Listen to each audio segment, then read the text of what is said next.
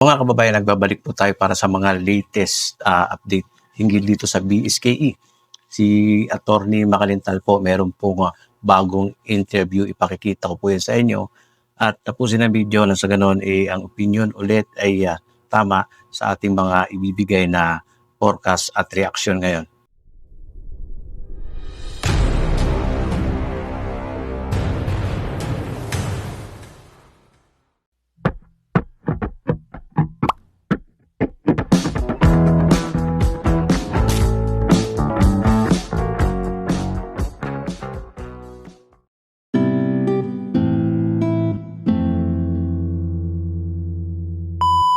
Okay, ipi-play ko po yung video clip tapos titingnan natin kung ano yung ating mabibigay na reaction or opinion dito sa kanyang pahayag, si Attorney Makalintal po.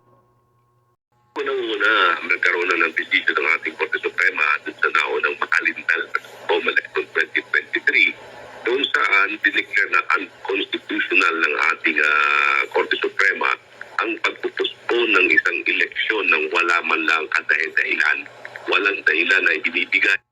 Kababanggit lang po niya na naituring nga po unconstitutional yung BSKE noong 2023 na i-declare na unconstitution ng Korte Suprema. Kaya lang yung nami-mention nga natin na natuloy pa rin naman natuloy pa rin ang BSKE noong 2023. So parang baliwala Diba kung iisipin po ninyo, tuloy natin itong kanyang sinasabi pa dito. Ang Kongreso, katulad ngayon itong balak na pagpuspon ng halalan na nakatakda sana sa December 2025, wala rin ibinibigay na anumang dahilan ang ating Kongreso sa pagpuspon ng nasabing halalan. At itong nasabing halalan sa pagpuspon nila ay gagawin daw sa first Monday ng November 2026. Yung ginawang yan ay pagpapatunay lamang na mukhang talagang hindi pinag-aralan ng ating mga mambabatas ang nasabing panukalang batas. Sapagkat kung titingnan natin, yung first Monday ng November 2026 ay November 2 at yan ay All Souls Day. Yan ay isang sagradong araw para sa ating mga mamamayan. Kapag tayo mga Pilipino ay ang araw ng kaluluwa, ay yan ang pagpunta natin sa sementeryo at tayo nagdadasal para sa mga namatay natin mga kamag-anak. At ang karamihan sa mga tao niyan ay nasa probinsya pa. Kaya hindi dapat mahaluan ng halalan ang araw na yan. No? At sa akin palagay din, yung pagpupuspo na yan ay isang paglabag sa ating karapatan na tayo ay pumili ng ating mga leaders na mamumuno ng ating mga barangay. So ayun po yung pahayag ni Attorney Makalintal dito. Talagang binibigyan pa rin po niya ng diin na wala sa konstitusyon nga itong pagpuspon ngayon.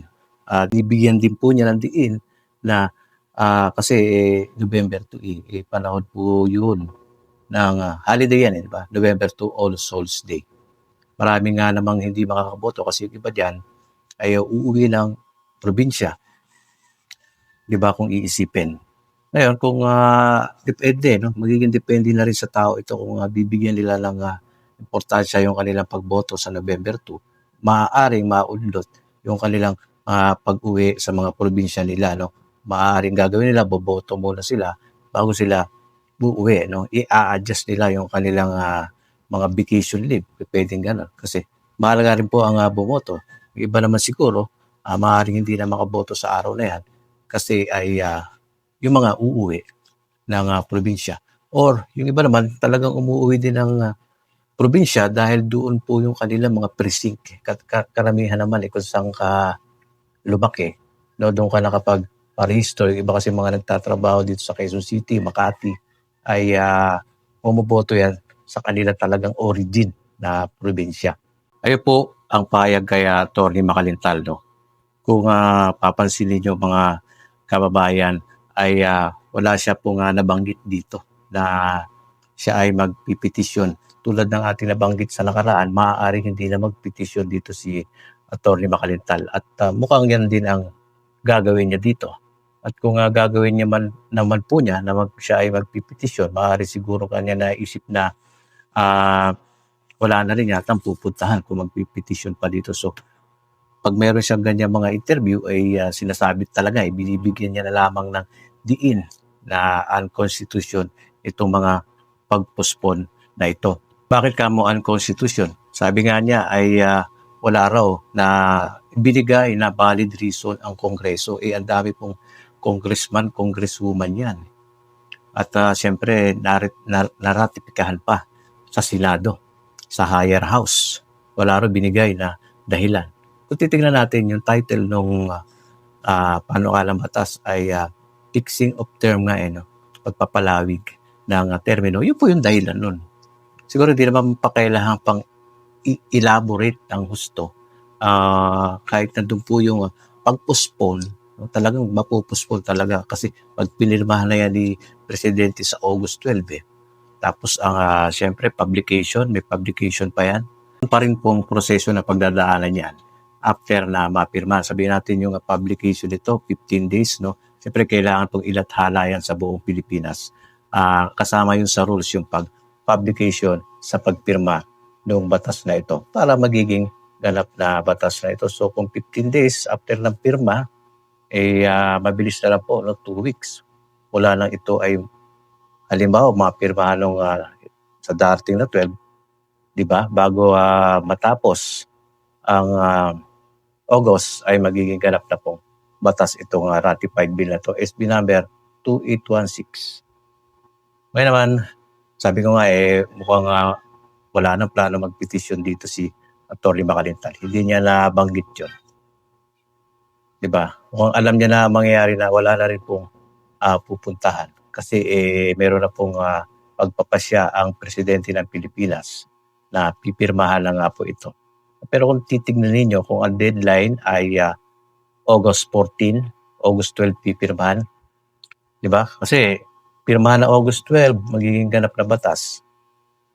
Hayaan mag-lapse, ilang days lang naman ang pagitan, magiging ganap na batas pa rin naman. Siyempre, gagawing formal. Yun po ang totoo dahilan nun. Diba? Andiyan kasi yung bill na yan . No? So, meron ka naman din time bilang presidente na pirmahan ito. Diba? Formalidad. Pipirmahan na lang niya. Siguro yun ang kanyang naisip. PBBM na pipirmahan ko na lang ito. Kasi meron naman akong time. Andito na ito . Diba? So, pag pinirmahan ko to, may formalidad at kailangan naman talaga yon na malaman ng publiko na isang pinasang batas, lalong-lalo itong usapin sa BSKE ay napaka-importante. Diba? So, malalaman ang lahat na ito nga ay pinirmahan at magiging ganap na batas na at tuloy na sa November 2, 2026. Ganun pa man, ang niisip ko lang kasi bakit unang Lunes ng November 2. Medyo wrong timing nga naman talaga yun. Kung iisipin ninyo, wrong timing. Bakit holiday? Marami naman dapat in-adjust ng konti. Diba? First week of November, sana gano'n na lang. Dapat gano'n na lang. Para hindi datapat sa holiday. Siguro kung iniisip naman nila, alam naman nila yon. Matatalino tao yan . Siguro ang dahilan nila, holiday yun. Okay yun. Mas maraming makakaboto. Yun ang kanilang maaaring reason doon. Siyempre, opinion ninyo, iba rin naman kasi sa iniisip ng mga gumagawa ng batas . Ngayon, mga kababayan, meron pong malaking katanungan dyan. No? Pwede bang baguhin daw yung November 2 na yan kasi tatapat sa All Souls Day. No? Dapat ang maging desisyon kung gusto pong baguhin yun, papasok po yun sa line veto or partial veto . Kaya lang kasi nagiging nakikita na natin magiging desisyon ay pirma na . Paano pa kaya maaamyendahan yan? Yun ang hindi natin sigurado kung kasi pinirmahan na nakasaad sa petsa ay November 2. Siyempre yung kabuuan ng bill na yun po ang masusunod. Ngayon, siyempre next year pa yun. Pwede kayang amyendahan yan. Yung batas na yan.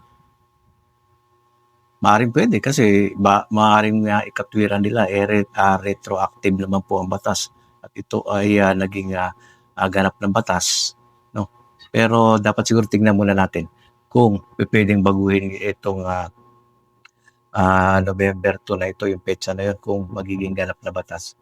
Pero kung naiisipin ko mukhang hindi na yata. Mukhang hindi na pwedeng baguhin. Kasi 'di ba, i-altered pa, babaguhin pa. Yun na nga yung pinasas, magiging magulo na naman yan. Ba? So, kung ano yung pinirmahan nila, hindi tuloy-tuloy na lang nila para hindi na magkaroon ulit ng kalituhan sa mga barangay officials at mga botante. So, yun po ang pinaka-reaksyon natin dito sa payag ni Atty. Makalintal. No? Mukhang hindi na po siya magpipetisyon kapag napirmahan na po ito. At kung magpipetisyon man ay sa tingin ko rin naman ay wala na rin pupuntahan yung kanyang pagpetisyon dito. Sa pagkakataon na yan, baka hindi na po siya panigan ng Korte Suprema. No? Kasi siyempre, ilalaban ng Kongreso dyan. Ang batas naman po na ito, hindi lang ito basta pag-postpone. Opo, nandun yung pag-postpone. Pero meron kami binago. Ayun po, ang posibilidad na talagang magiging ganap na pong batas yan. Yun po ay sa akin lang. No? Pero pag pinirma niyan, ibig ko sabihin doon, tiyak na magiging batas na yan. Ang pinupunto natin dito yung side ni Atty. Makalintal. No? Pag petition siya, hindi na or hindi na talaga. Okay, so yun yung final na forecast natin dyan sa mga pwedeng gawin ni Atty. Makalintal. So, comment ulit no, sa mga pro November 2 at pro December 1. Sa loobin, sa mga bago, subscribe. Nandito na lang, God bless.